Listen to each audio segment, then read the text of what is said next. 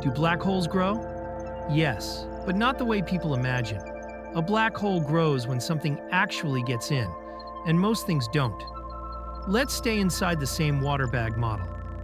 In that picture, space behaves like water, and the black hole is like a hole in the bag, a region where the flow becomes one way.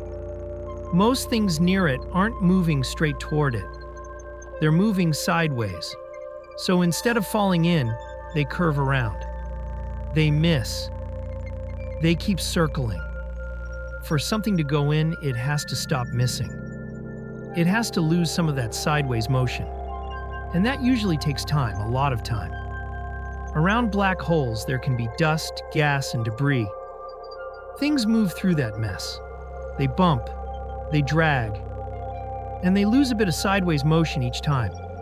So their path changes. Not instantly, slightly, over and over, until the curve can't stay stable anymore, and it drifts inward.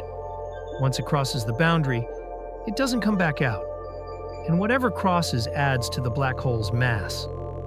So the boundary grows, just a tiny bit. But even big things don't change a black hole by much. One asteroid, one mountain, even a planet might only make a small difference. To grow, it needs a lot of mass to go in.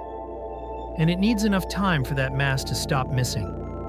There is also the twist we may cover later. Near a black hole, time can look slower from far away, so growth can look stretched out.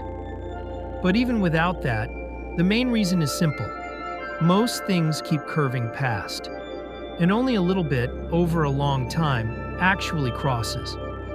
Now what happens inside? Our best equations say everything gets crushed inward towards something called a singularity.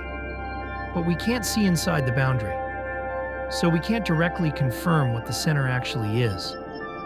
We can measure the black hole from the outside, but the deepest inside is still hidden.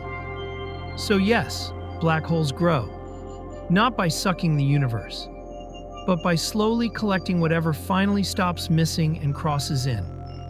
Space isn't water, but thinking this way helps explain why growth takes so long. Does this mental model hold up for you, or did you find a crack in the logic? I'd love to hear your thoughts.